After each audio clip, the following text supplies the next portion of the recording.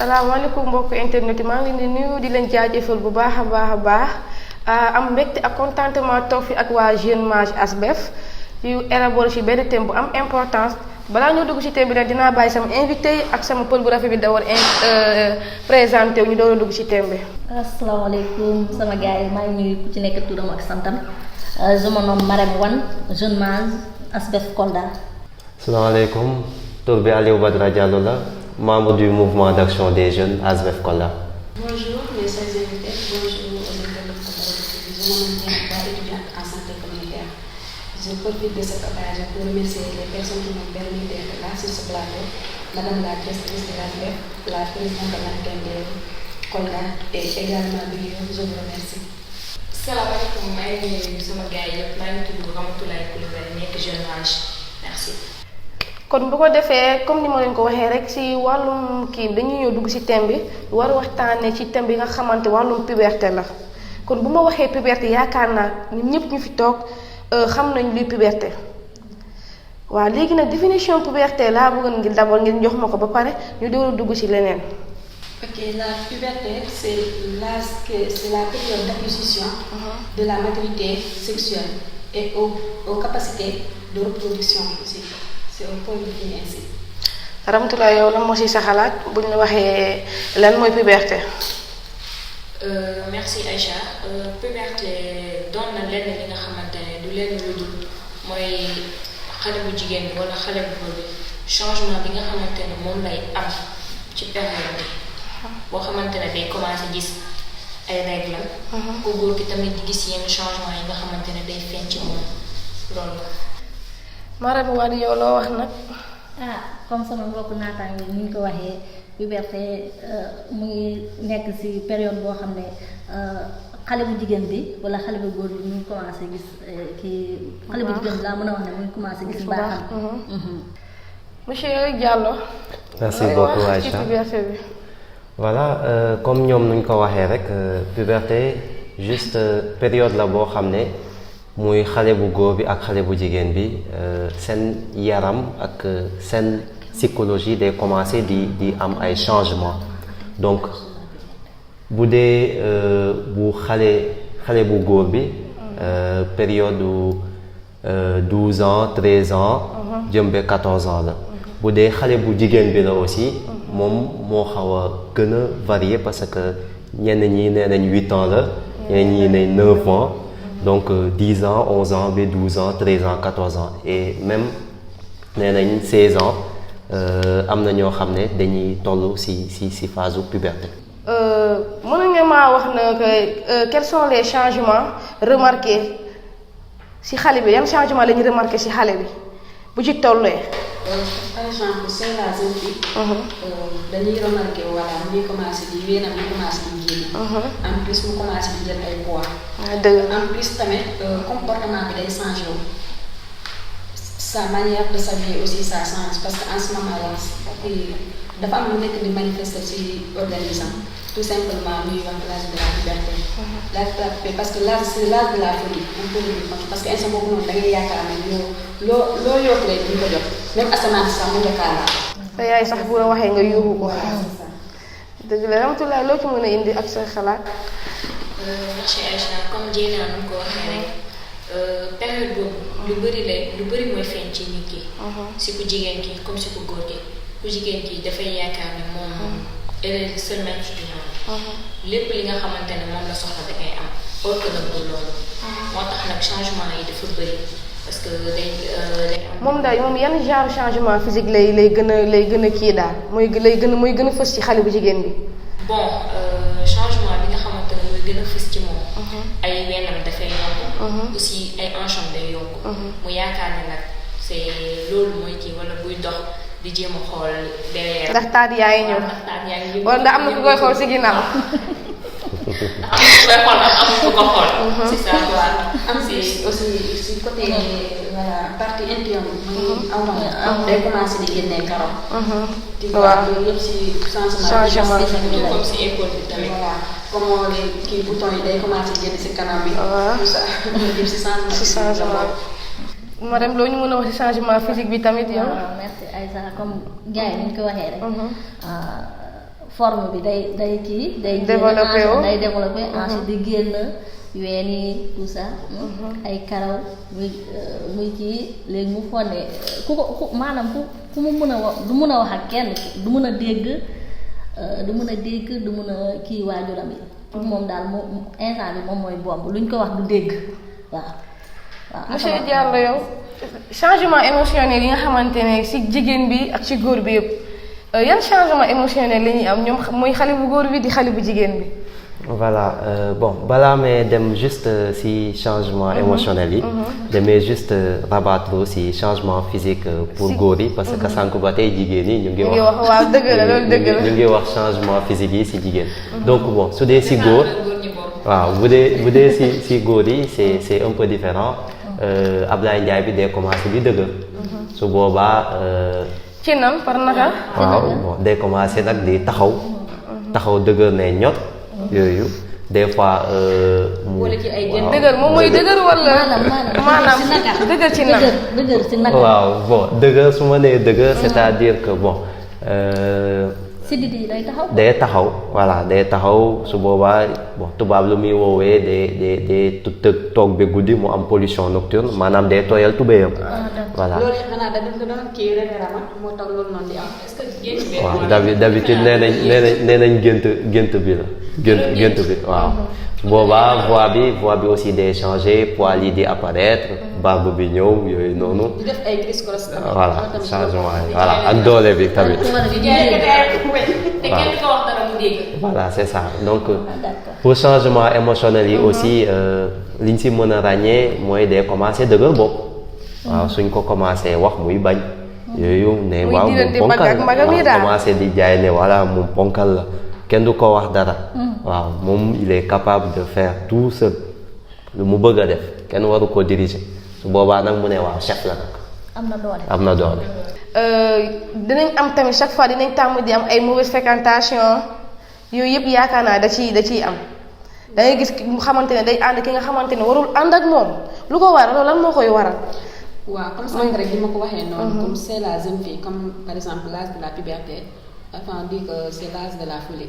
par exemple parfois am na ñu bari commencé ci la ñu commencé di fakk. sa yaay bu la dee bul génn guddi fuural am na comme d'habitude ñu xaar ba sa yaay tëdd. waaw ñu yoot voilà ñu bàyyi ba parents yi nelaw yoot ndànk après dem. loolu yëpp si mauvaise fréquentation parce que dañuy ne man am na dina am koo xam ne benn xaritam. dina ne man sama parents yi ma tere génn. heure bi ma bëgg a génne rek damay génn lu tax ñoo def loolu ñi bu nelawee après nga génn nga ñëw ñu di andi fuura te fuura bi dina neex de am na kii am na lii xam nga. loolu yëpp kese voilà da lay am. léegi parents yi ñoom lan moo seen rôle ci biir kii bi noonu ci détails yooyu noonu yëpp lan moo ci seen rôle. xam nga parfois tamit on ne peut pas être catégorique c'est l'enfant. da ngay toog parfois di waxtaan ak moom. parce que am na certain âge comme l'âge de la puberté lañ nekk di wax. xale boobu nag en ce moment boo ko naree forcé rek. dina résister wu daal dina lu mu bëgg a def dina ko def mu xool yow. loolu surtout instant boobu. tu vois instant boobu boobu yow yaa war a naxante ak moom. mu war a naxante waaw nga mën a kaa kii consoler mun a. fekk doo kii ak moom daal doo saaga mais ndànk rek calmement pour nga mën kaa conseiller voilà. Ramatoulaye yow loolu ñu ci mën a wax ci rôle parents yi ñu war a impliqué wu ci seen doom yi. bon man lenn rek laa am lu may wax mooy moment boobu bépp parent soit sax jigéen dafa war a jege doomam bu jigéen. di ko woo ci biir néeg di waxtaan ak moom nga yuuxu beeg xët bi amul benn njëriñ ndax soo bëggee ba mu déggal dañ koy woo ci néeg. waxtaanal ak moom diggante jigéen ak jigéen bu ko def comme sa doom. dañ koy wax les choses telles qu'elles sont. naan soo tolloo période bi soo defee rapport da ngay ëmb. kon nag loolu yëpp pour nga moytu ko. il faut nga yem fi nga xamante ne moom nga war a yem. bon Marème est-ce que nga yaakaar nga ne que duñu war a yokk communication entre xale yi ak seen kii parents yi ak waajur yi daal ak seen doom yi. tout à fait Aïssa man d'accord naa ak yow parce que léegi yow bu fekkee doom bi yow dangaa war a yaay bi dafa ragal doom bi nu mu mun a dafa ragal yaayam yow foo toll yaa ngi gën sa doom dangay am ñoo xam ne. loolu moo ko mën a waxee gaynde lañ seen biir kër mais bu ñu génnee ay muus la ñuy doon léegi yow le fait que sa doom du la ñeme tandis que boo demee si biti ngay nekk di foo ak doomu jaamu yi di leen si biir kër gi nga nekk waaw si biir kër gi nga nekk gaynde te sa doom bi day dem ba finalement da lay ragal ñu am na ñoo xam ne dañuy bëgg a ñu intégré jëli seen yaay parce que nit amul lu dul doomam bu fekkee yow doo ko conseillé du mën a xam lan lay ay tentation yu muy kii si biti ok donc port vestimentaire bi da si am solo parce que bon déjà Sénégal zone la boo xam ne dafa tàng fu mu nekk c'est la raison pour laquelle on préfère wala boog li ñuy faral lu si bëri mooy nit yi ñuy utiliser coton pour ay yére wala pantalon cuissard yi slip yi caleçon yi et autres et c'est la raison pour laquelle ma ne port vestimentaire bi da si am solo. sànq nu ko Ramp lay waxee am na ñoo xam ne seen kii day bëri seen deret day bëri ñeneen ñi seen deret bëriwul am na ñoo xam ne bu ñuy demee toilette bu ñuy saw bu ñu ñëwaatee solaat même slip bi day xasam ci ñoom donc dañuy préférer génne ko changer ko effectivement moo tax raison pour laquelle am na ñoo xam ne gis naa ñoo xam ne ñu def étude yoo xam ne ñu ne même bu nekkee ci règle en période de règle yi jigéen bi dafa war a changer kii am serviette d'hygiène yi boo xam ne chaque 3 heures de temps da ko war a changer minimum chaque 3 heures bu ko mënee kii da ko changer. yooyu noonu ban genre kii infection lay développé wu ci nit ki genre boobu fekkente ne yow changé yow sa serviette nga jël benn serviette depuis matinal bi nga sangoo nga xëy ba tey nga soog nga changé benn changé waatoo journée bi yow loolu ban genre infection la lay mën a indi ban ay yan maladie yan maladie ngay mën a jànqal ngay kii. day kii ay bouton. day xasan. foo toll di xasan di wokk say kanam. yaa ngi comprendre. ngay dem ba waaw. te à force ngay woo ngay gaañaale sa bopp ngay saw affaire bi di saf ngay jékki-jékki tëb loolu yëpp da ciy joué. ok kon yaakaar naa ne que infection yi bëri nañ te moo tax ñun ñi dañoo war a moytu chaque fois ñuy xool lu ñu war utiliser à tout moment gis nga bu ñu defee benn matinal bi bu ñuy xamee ni que bu ñu demee toilette daal ñu bëgg a saw ñu sentir ne que affaire bi fees na ci couche yi on doit automatiquement changer couche bi dem ci leneen te ñuy bàyyi di utiliser tamit ay coton yi nga xamante ne dafa léger am na ñu jar 500 yi nii kenn jëndatu ko léegi soit bu 1000 francs wala am na ñu koy jaayee 800 francs moo tudd soft care boobu moom c'est agréable boo koy kii doo sentir dara parce que dafa am mant mun na fekkente ne yow da ngay génnee deret bu bëri loolu mun na kii voilà. ak boo xam ne tamit dafa boo fekkee ne sa kii bi jeex na cycle bi jeex na wala ngay génn xam ne tey dernier jour bi nga jël boobu bu amul kii la boobu day mel ni comme genre protège boo xam ne da nga koy lal ci kii nga génn te dafa léger daal mën ngaa génn doo xam ne du confortable doo dox te du la gêner. bon mais quand même man bëgg naa yokk dara parce que certes hygiène bi serviette bi waaw c'est bien yére yi baax na mais aussi quand même période boobu noonu day leen di parfum waaw parce que ñenn ñi dañoo ànd ak xet yooyu noonu de temps à autre am voilà yooyu noonu di parfum dafay nekk si ñoom la ok kon kii période kii bi période puberté ci xale bi est-ce que une période difficile pour l'enfant waaw c'est une période difficile pour l'enfant waaw c'est une période qui est très déterminante aussi très déterminante parce que soo xoolee période boobu noonu li mën a tax xale bi mu dévier ci nan mu doon nit bokk jël yoon bu bon moo gën a bëri gën a yomb ci moom parce que pour la plupart nit yi suñ koy wax du dégg moom il se fait qu'à sa tête quoi il se fait qu'à sa tête muy góor bi ak muy góor muy jigéen et d'autant plus que su dee ci góor yi la su dee góor yi là c'est plus pire ñenn ñi dañuy gaz yooyu ñenn ñi dañuy nekk di tux ñenn ñi dañuy màndi yooyu donc bëri na quoi bëri na loolu moo tax il faudrait que parents yi am nañ ci wàll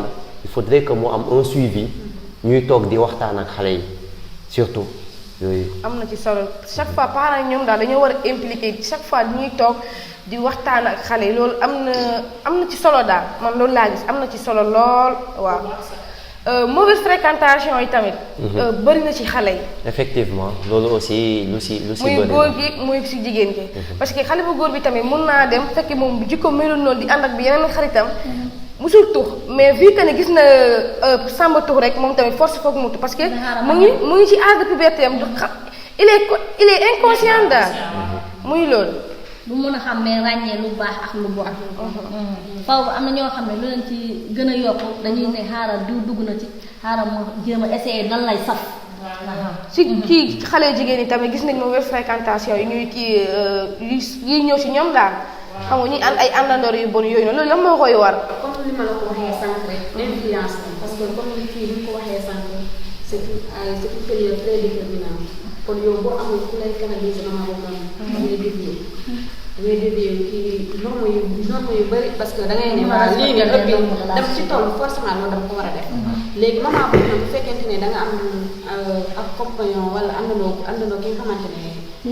ku bon la forcément da ngay dugg ci loolu en plus parents yi tamit ñu xaw a délaissé tuuti ci période boobu noonu maanaam du ñu am sa jot. parce que déjà mais est-ce que àndandoor bu bon tax na yow nga soppeeku yow tamit. waaw parce que on parle de la puberté. mais man boobu doo xamante looy def. boo xam ne. c'est une période très difficile. parce que yow mi sa jëm bopp sax mënoo contrôler sa bopp. kon ki nga xamante ne passé na si étape période boobu noonu kooku kese moo la mën a canaliser moo la mën a wax heure bi âge bi nga nekk fii nii ñëpp jaar nañ fi kon heure bi lii nga war a def lii nga war a bàyyi. en plus tamit information bi tamit boo koy informé nag na doon information claire et nette parce que am na ñoo xam tamit dañuy conseiller mais xamul nan la ñuy conseiller tamit. loolu tamit am na la plupart loolu moo. est-ce que ñàkk parents yi lu ñu ñàkk di concentré wu ci seen doom yi di waxtaan ak ñoom à chaque fois est-ce que loolu mën na indi ci kii ni mën na indi grossesse précoce. bien sûr parce que comme ni nga ko waxee comme que ci débat l'âge puberté lañ nekk. parce que parents yi bu amul jot xale bi comme ni ma la ko waxee influence yu bari y a l'école y a l'internet. kii nii y a les mauvaises fréquentations aussi. tu vois kon moom mën na gis li nga xamante ne ci télé bi comme ni ko waxee comme voilà bari nañ dans le monde mais kenn ku ne ak sa coutume ak sa culture comme tubaab bi y a des choses c'est permis 16 heures. moom mën na xool télé di gis xale bi di révolté wu côté parent bi di def lu ko neex. day ne pourquoi pas man ci âge bi laa toll kii mu ngi koy def. léegi nag bu amul parent ki nga xamante ni ko ne waaw kenn ku ne yow ñii seen coutume lañu parce que tubaab pour mu wax nit voilà parent yow waxoo dégg loolu du dara ci ñoom. est-ce que une africaine c'est permis maanaam dans la société africaine est-ce que ça c'est la permis nga wax sa parent. yow waxoo dégg. kon léegi loolu noonu ku amul. koy ba man mën naa la wax am na ñoo xam ne dëkk Afrique yoo xam ne c'est permis. nga ñëw nga ne sa parent wala mu gis li éducation bi doxul noonu. mu dem parce que man gis naa ne am na fu ma nekkoon sa doom bu la defee dara ñoom si boppam ñoom éducateur ñoo lay bindal numéro police ne la lii ak lii boo kiiyee composé. waaw xam nga ñun c'est pas permis parce que sax pays bu ne. am par exemple man lu ko d'accord nga ne la dans la société sénégalaise si lu ñuy dund si instant bii nii. même dans la société sénégalaise li nga wax ni ça existe mais pas tout le monde. parce que am na ñoo xam ne ay Sénégalais mais ils comportent comme des blancs. comme des Européens. voilà tu vois maintenant doo wax ci cadre général da ngay particulariser tuuti ci affaire bi. parce que boo xoolee société Sénégal dans les normes ce qui ñi nga xamante ne ñun valeur yooyu la ñu xam. mooy suñu coutume nga respecter sa parents yi même parent sa parent bu waxul dégg. tu n'oses pas kii nii ñemewoo di ko ne. voilà di ko ne yow waxoo dégg da ngay fen. léegi xoolal xale bi ñu gis genre influence yooyu noonu yëpp. amul ku koy canaliser. est-ce que forcément da koy imiter.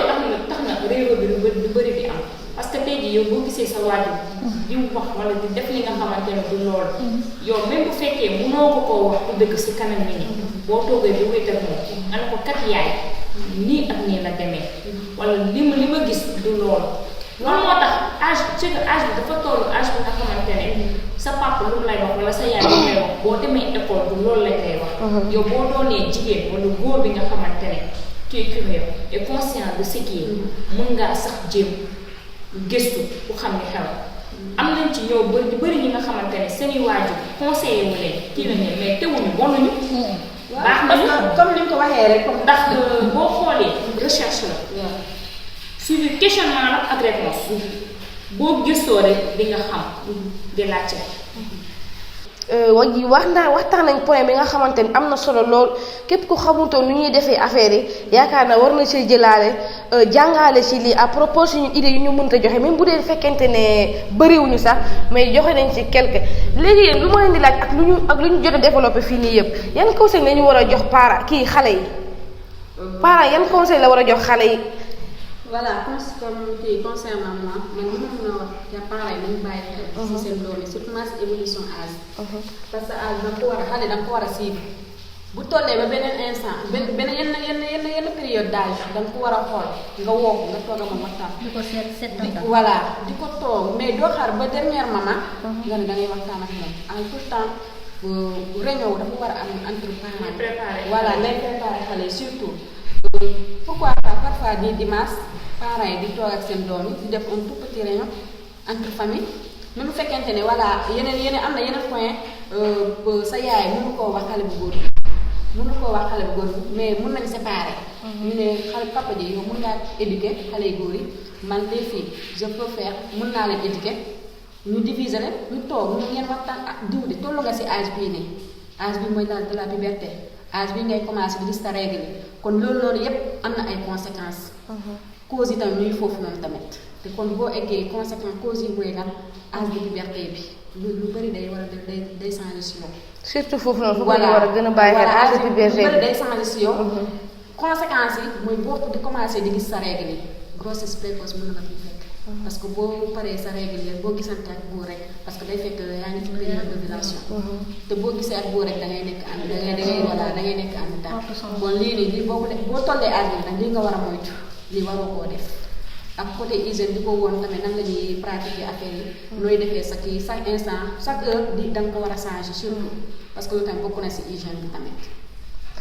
d'accord Ramatoulaye loo ñu mën a wax loo mën a wax parents ci wàllum éducation yi ci wàllum conseil seen doom yi daal. Aïcha defe naa Dieyna wax noonu lépp awma leen lu dul di ma si yokk lu dul mooy ñu war a gën a mën a sensibiliser. xale yi. surtout ñu war leen gën a mën a sensibiliser que di wax parents yi que bu mu doon sujet tabou entre seen doom ak loolu. ndax période boobu ngay baax ba faw te période boobu aussi ngay bon ba faw. kon nag dañoo war a moytu bu baax a baax. waaw loo ciy jox yow tamit yow day yokk sa xalaat. waaw man li ma mën a wax te na yaay yi na doom yi jege yaay yi. surtout loolu bu fekkee loolu doy ñu dem ci centre de santé yi. ASBEF mu ngi fi. di jàppale ndaw yi waaw. monsieur Diallo yaay tëj émission bi. waaw loolu mën a wax parents yi ak kii nii loo leen di conseiller daal. Voilà, merci beaucoup. Donc, pour parents yi li ma leen mën a wax mooy nañ di bàyyi xel xale yi bu baax di def un suivi régulier vraiment am communication surtout boo xam ne c'est très clair. Que yenn yi bu mu doon tabou. Peut-être diggante papa ak doom bu góor c'est plus facile yenn yi mun nañ ko wax et surtout góor moom yenn yi amul problème parce que góor su duggee lël su génnee. am na lu bari li nga xam ne dañ voilà jigéen yi aussi surtout yaay yi ak seen doom yu jigéen yi wax nañ leen di leen jege di leen conseiller di xam aussi ñan dañuy àndal. voilà ñu bañ a nëbb seen yaay yi. bu ñu amee lu leen jaaxal li nga xamante ne gis nañ ko ci ñoom nañ dem ci seen yaay yóbbu leen ci centre yi ASBEF mu ngi fii. yu bari daal ñu ngi fii ay ñoom Croix-Rouge yooyu yëpp ñu ngi fii nii waaw. disponible nañ daal. voilà donc ñu ngi sensibiliser jeunes yi aussi. que ñuy jege structure de santé yi parce que ASBEF mu ngi fii nii avec le MAJ. pour l'accompagnement des jeunes. mais aussi toute information bi nga xam ne jeunes yi soxla nañ ko mun nañ ko am. et sans compter les prises de service yi nga xam ne offre de service yi nga xam ne moom la ASBEF di maye. yooyu mu ngi fii nii. donc damay remercier waa Mbarodi. déjà ñëpp remercier nañu ASBEF mais conseil bi may lancé pour la jeunesse di leen ne pour ñu jege structure de santé yi surtout ASBEF Le mouvement d'action des jeunes mu ngi fii uniquement pour les jeunes, pour les orienter, les accompagner et fournir tout ce qui est information. Mais aussi dina population bi que ASVEF structure la boo xam ne mu ngi joxe ay offre de service yu baax que mun nañ koo jege voilà. mbokk yi kon fii la ñuy yem ak yéen di nuyu sama caméraman bi góor gi bu à la prochaine incha allah.